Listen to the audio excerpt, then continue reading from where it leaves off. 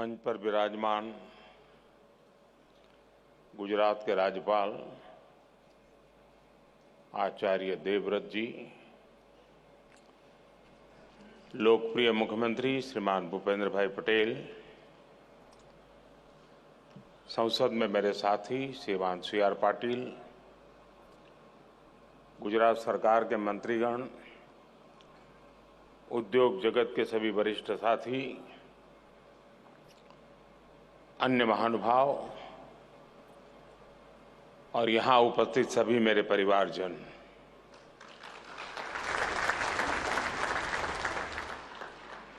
बीस साल पहले हमने एक छोटा सा बीज बोया था। आज वो इतना विशाल और बृहद वाइब्रेंट वटवृक्ष बन गया है।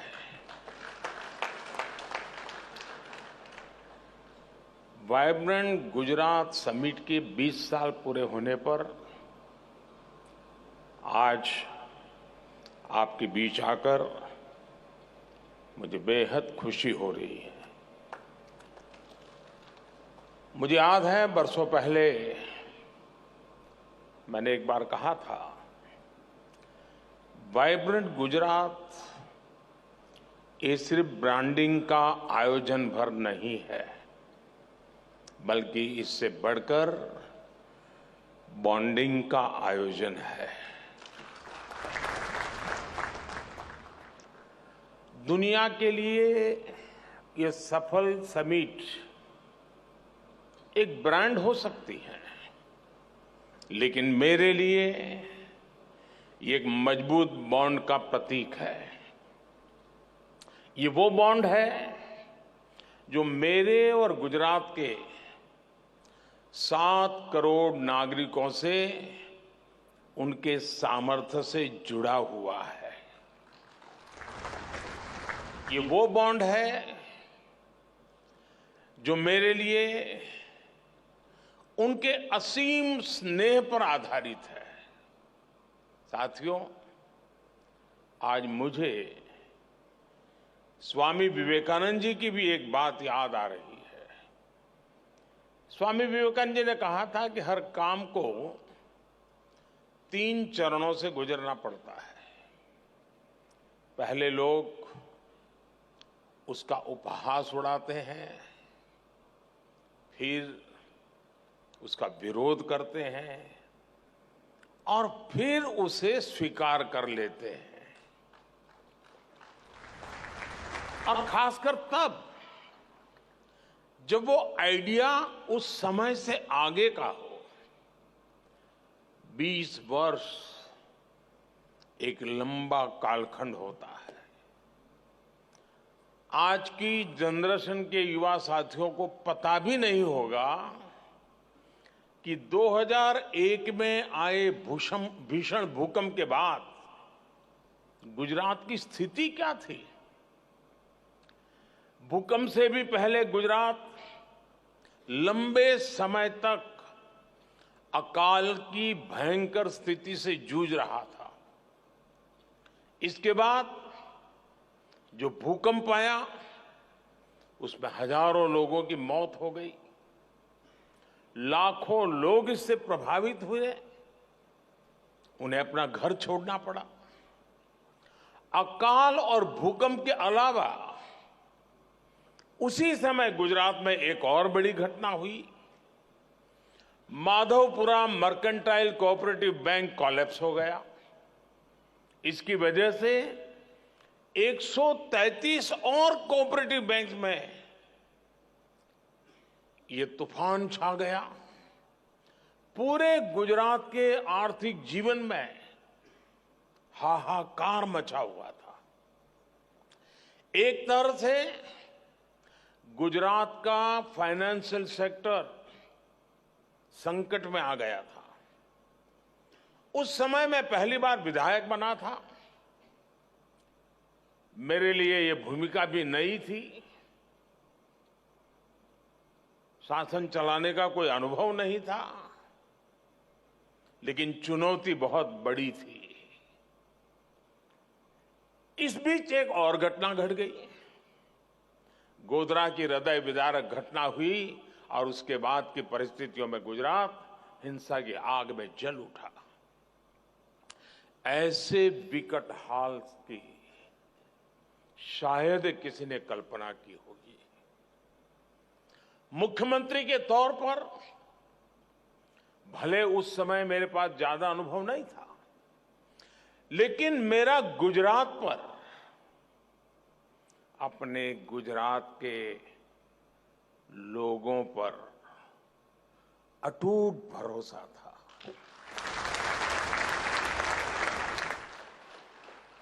हालांकि जो लोग एजेंडा लेकर चलते हैं वो उस समय भी घटनाओं का अपने तरीके से एनालिसिस करने में जुटे हुए थे।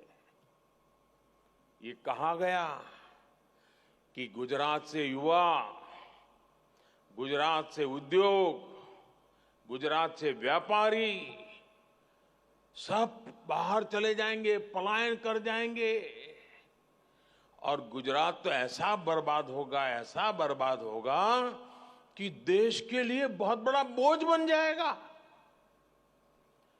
दुनिया में गुजरात को बदनाम करने की साजिश रची गई, एक निराशा का माहौल खड़ा करने की कोशिश की गई। कहा गया कि गुजरात कभी भी अपने पैरों पर खड़ा नहीं हो पाएगा। उस संकट में भी मैंने संकल्प लिया कि चाहे परिस्थितियां जैसी भी हो,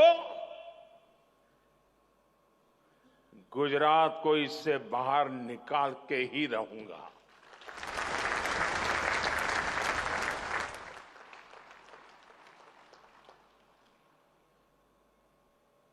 हम गुजरात के पुनर्निर्माण ही नहीं बल्कि उसकी आगे की भी सोच रहे थे और इसका एक प्रमुख माध्यम हमने बनाया वाइब्रेंट गुजरात समिट को। एक गुजरात का आत्मविश्वास बढ़ाने और उसके जरिए विश्व से आंख मिलाकर बात करने का ये माध्यम बन गया। ये गुजरात सरकार की निर्णय प्रक्रिया और फोकस अप्रोच को पूरी दुनिया को दिखाने का एक माध्यम बना। ये गुजरात सहित भारत की औद्योगिक क्षमता को विश्व के समक्ष उजागर करने का माध्यम बना। ये भारत में मौजूद अलग अलग सेक्टर्स की असीमित संभावनाओं को दिखाने का माध्यम बना। ये भारत के टैलेंट को देश के भीतर उपयोग करने का माध्यम बना।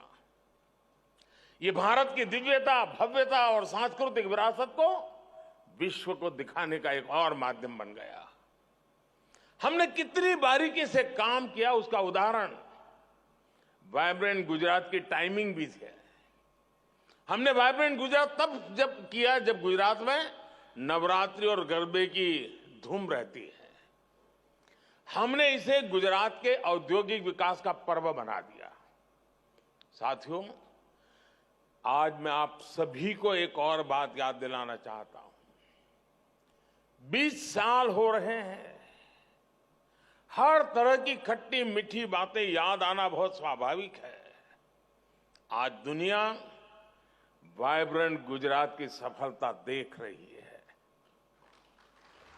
लेकिन वाइब्रेंट गुजरात का आयोजन ऐसे माहौल में किया गया जब तब की केंद्र सरकार भी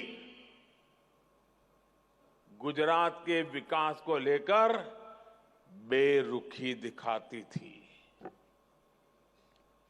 मैंने हमेशा ही कहा है कि गुजरात के विकास से देश का विकास, लेकिन उस समय केंद्र सरकार चलाने वाले गुजरात के विकास को भी राजनीति से जोड़कर देखते थे।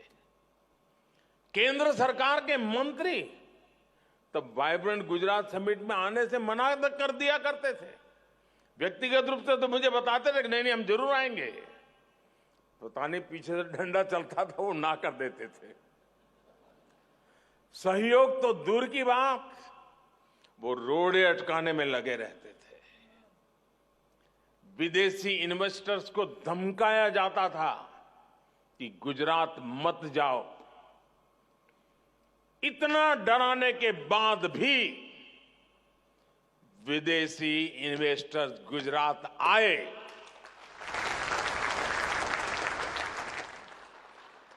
जबकि यहां गुजरात में उन्हें कोई स्पेशल इंसेंटिव नहीं दिया जाता था।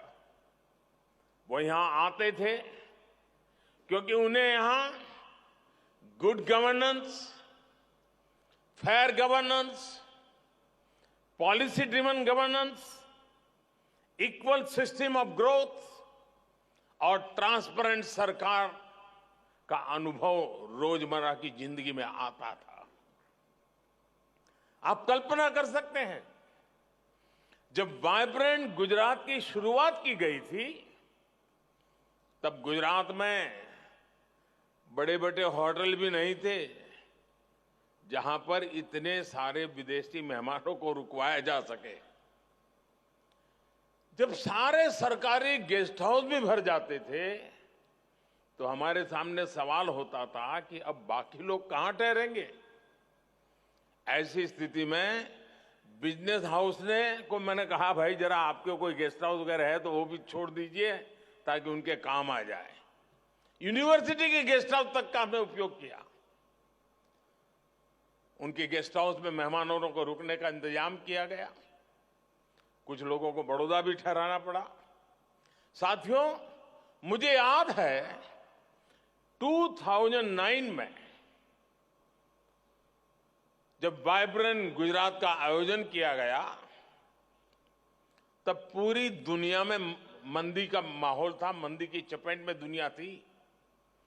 और सबने मुझे बताया, हमारे अफसर भी मुझे बता रहे थे कि साहब इस बार वाइब्रेंट गुजरात स्थगित कर दीजिए, ये फ्लॉप हो जाएगा, कोई नहीं आएगा।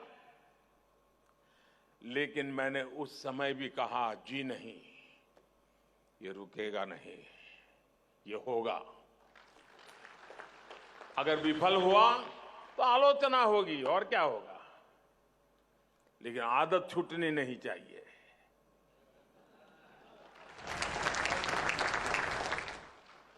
और तब भी वाइब्रेंट गुजरात समिट ने, पूरा विश्व मंदी के दौर में था, लेकिन 2009 के वाइब्रेंट समिट में सफलता का एक और नया अध्याय जुड़ गया। साथियों, वाइब्रेंट गुजरात की सफलता इसकी विकास यात्रा से भी समझी जा सकती है। 2003 में इस समिट से कुछ 100 पार्टिसिपेंट्स और डेलीगेट जुड़े थे। बहुत छोटा सा कार्यक्रम था। आज 40,000 से ज्यादा पार्टिसिपेंट्स और डेलीगेट्स इस समिट में हिस्सा लेने के लिए आना शुरू हुए हैं। 2003 में इस समिट में सिर्फ गिनती भर देशों का पार्टिसिपेशन था। आज 135 देश इसमें पार्टिसिपेट करते हैं। 2003 में इस समिट की शुरुआत में 30 के आसपास एग्जीबिटर्स आए थे। अब 2000 से अधिक एग्जीबिटर्स इस समिट में आते हैं।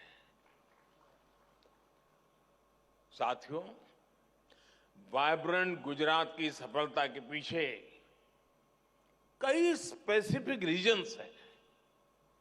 इसकी सफलता में आइडिया, इमेजिनेशन और इंप्लीमेंटेशन जैसे कोर एलिमेंट शामिल है।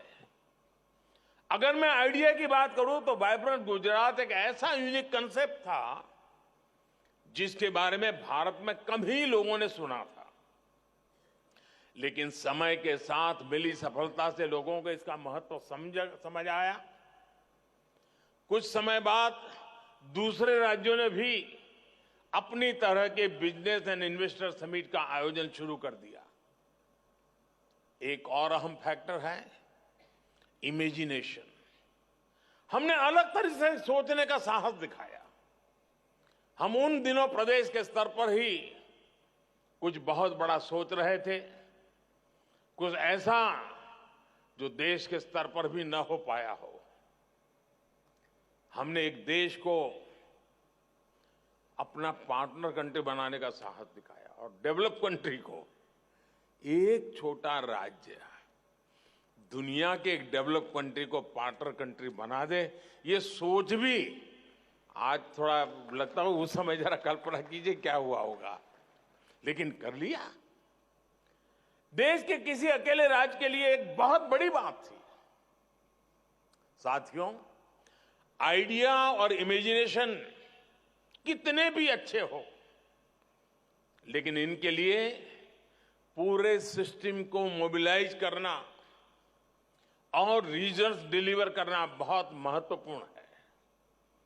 एक ऐसा काम है जिसके लिए बड़ी प्लानिंग, कैपेसिटी बिल्डिंग में निवेश, हर डिटेल पर नजर और अथक परिश्रम की जरूरत होती है ताकि इस स्केल का आयोजन हो सके।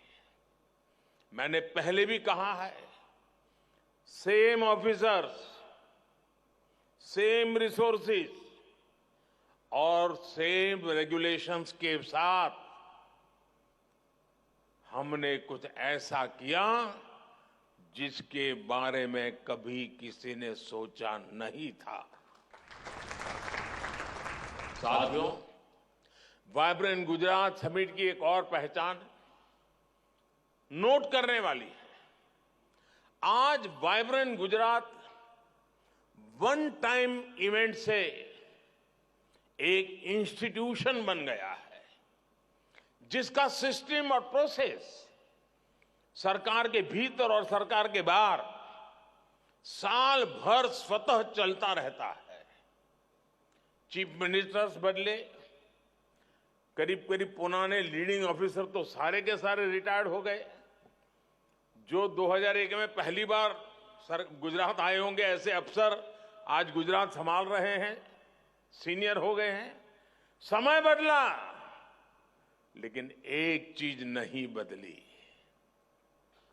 हर बार वाइब्रेंट गुजरात सफलता की नई ऊंचाई तक पहुंचता रहा।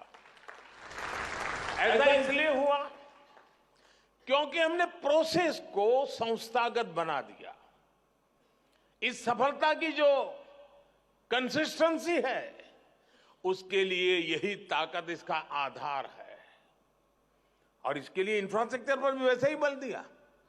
कहां कभी टागोर हॉल में कार्यक्रम होता था, फिर कभी यहां साइंस सिटी में ही तंबू लगा करके कार्यक्रम किया था, और आज महात्मा मंदिर बन गया। साथियों, जिस भावना के साथ हमने वाइब्रेंट गुजरात समिट को आगे बढ़ाया, वैसा आमतौर पर हमारे देश में बहुत कम देखने को मिलता है। हम ये समिट करते थे तो गुजरात में, लेकिन हम इसके जरिए हर राज्य को लाभ पहुंचाना चाहते थे।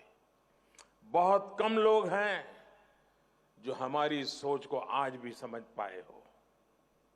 वो अपने एक दायरे में सिकुड़ करके बैठे हुए हैं।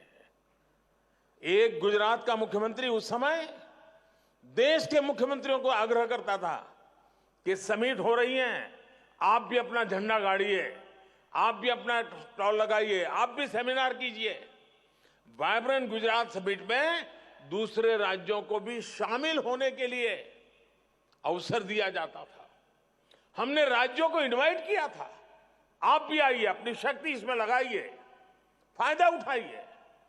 हमने स्टेट सेमिनार का आयोजन किया जिसमें कई राज्य आते थे, और वाइब्रेंट समिट के दरमियान कहीं पर उड़ीसा का समिट चल रहा है, कहीं तेलुगु समिट चल रहा है, कहीं पर हरियाणा जम्मू कश्मीर का समिट चल रहा है। इसके अलावा गुजरात में आयुर्वेद का एक पूरे देश का समिट, प्रोग्रेसिव फार्मर्स का एक बहुत बड़ा summit, all India lawyers summit, ऐसे भांति भांति के वर्टिकल्स, इसका भी ताना बाना हम लगातार बनाते जाते थे। हम गुजरात का विकास भी नेशनल विजन के तहत कर रहे थे। साथियों, 20वीं शताब्दी में हमारा गुजरात, हमारी पहचान क्या थी? हम एक ट्रेडर स्टेट के रूप में जाने जाते थे। एक जगह से लेते थे, दूसरी जगह पे देते थे, बीच में जो भी दलाली मिले उससे गुजारा करते थे। ये हमारी छवि थी। लेकिन 20वीं सदी की उस छवि को छोड़ करके 21वीं सदी में गुजरात ट्रेड के साथ एक एग्रीकल्चर पावर हाउस बना, एक फाइनेंशियल हब बना और एक इंडस्ट्रियल और मैन्युफैक्चरिंग इकोसिस्टम के रूप में उसकी एक नई पहचान बन गई। इसके अलावा गुजरात की ट्रेड बेस्ड रेपुटेशन भी काफी मजबूत हुई। इन सभी के पीछे वाइब्रेंट गुजरात जैसे आयोजनों की सफलता है, जो आइडिया, इनोवेशन और इंडस्ट्रीज के इंक्यूबेटर की तरह काम कर रहा है। हमारे पास पिछले 20 वर्षों के हजारों सक्सेस स्टोरीज और केस स्टडीज है। इफेक्टिव पॉलिसी मेकिंग और एफिशिएंट प्रोजेक्ट इंप्लीमेंटेशन से यह संभव हो सकता है। टेक्सटाइल और एपरल इंडस्ट्रीज के इन्वेस्टमेंट और एम्प्लॉयमेंट अभूतपूर्व बढ़ोतरी हुई है, जिसके कारण हमारा एक्सपोर्ट भी रिकॉर्ड बन रहा है। बीते 2 दशकों में हम अलग अलग सेक्टर्स में नए मुकाम तक पहुंचे हैं।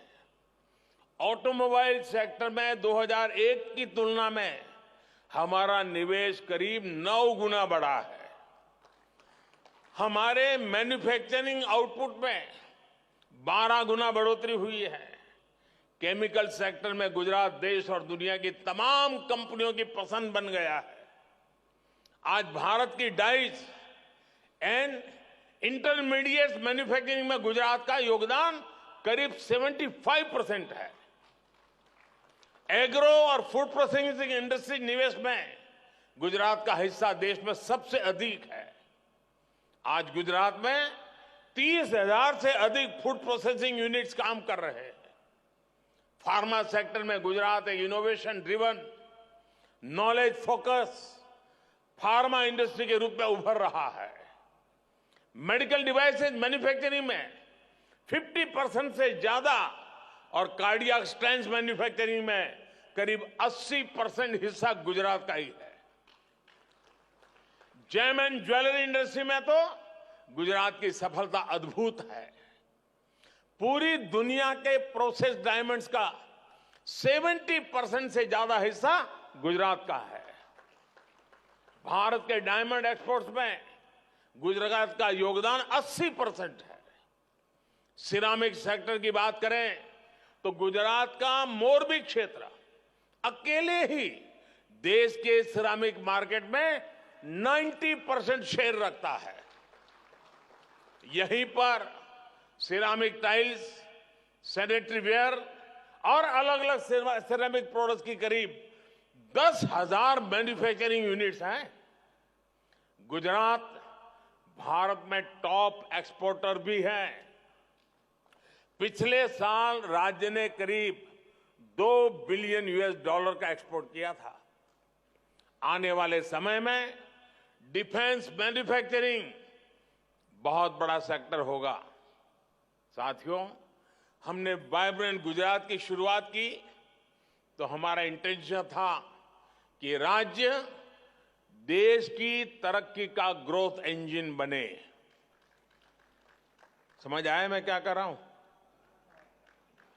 जब हम यहां काम कर रहे थे तब हमारी कल्पना थी, हमारी सोच थी कि गुजरात देश का ग्रोथ इंजन बने।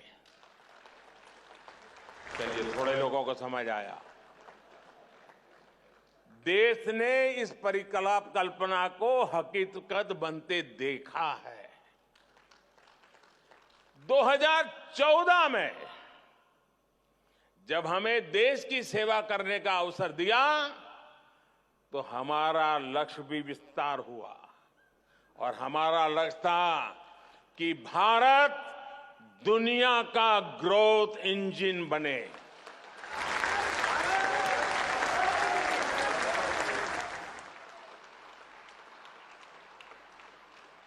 आज अंतर्राष्ट्रीय एजेंसियां, एक्सपर्ट्स इसी सूर में बात कर रहे हैं। आज भारत दुनिया की सबसे तेजी से बढ़ रही अर्थव्यवस्था है। अब हम एक ऐसे मोड़ पर खड़े हैं जहां Bharat global economic power house बनने जा रहा है। अब भारत को दुनिया की, और ये मेरी आपको भी गारंटी है, आप अपनी आंखों के सामने देखेंगे कुछ ही वर्षों में भारत दुनिया की टॉप 3 इकोनॉमी में होगा।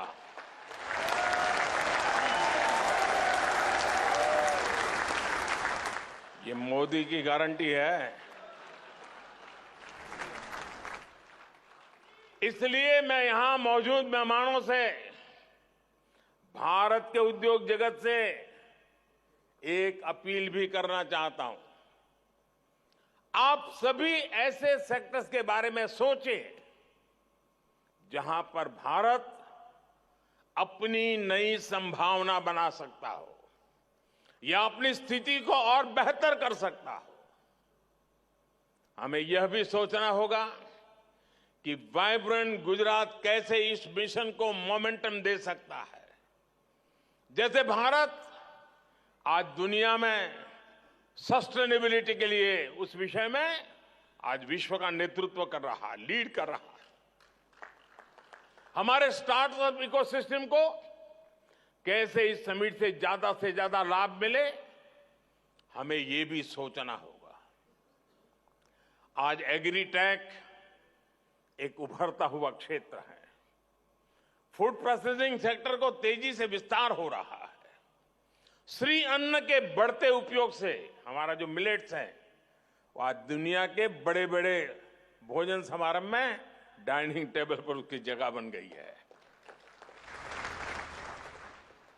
श्री अन्न के उपयोग से नए अवसर तैयार हो रहे हैं।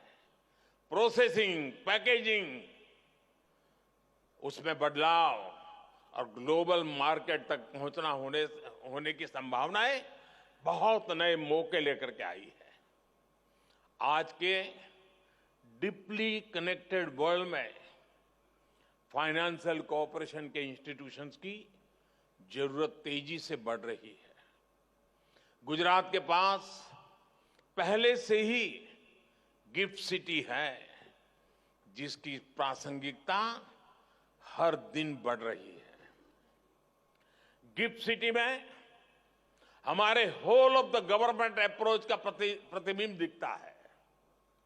यहां केंद्र, राज्य और आईएफएससी अथॉरिटी मिलकर काम करते हैं ताकि दुनिया का बेस्ट रेगुलेटरी एनवायरनमेंट तैयार हो।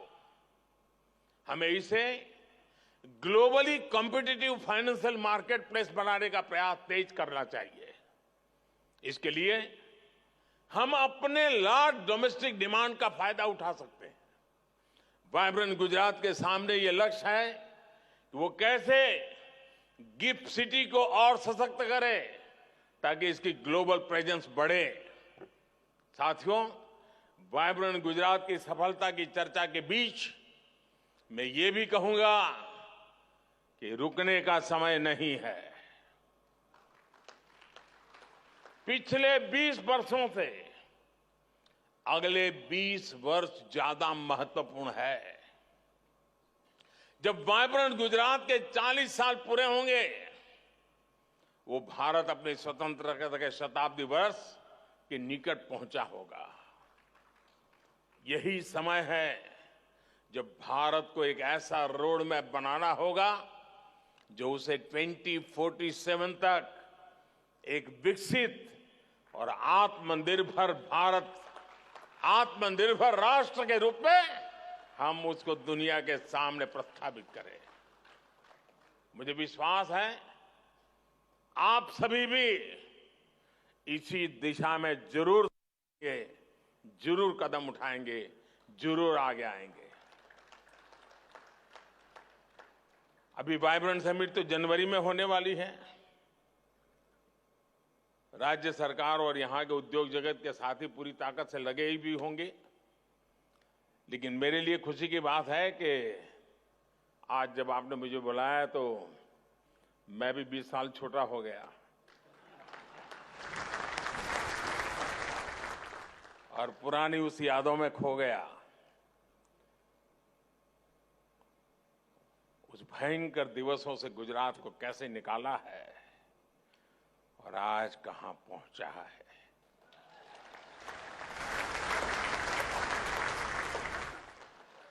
जीवन में इससे बड़ा संतोष क्या हो सकता है दोस्तों।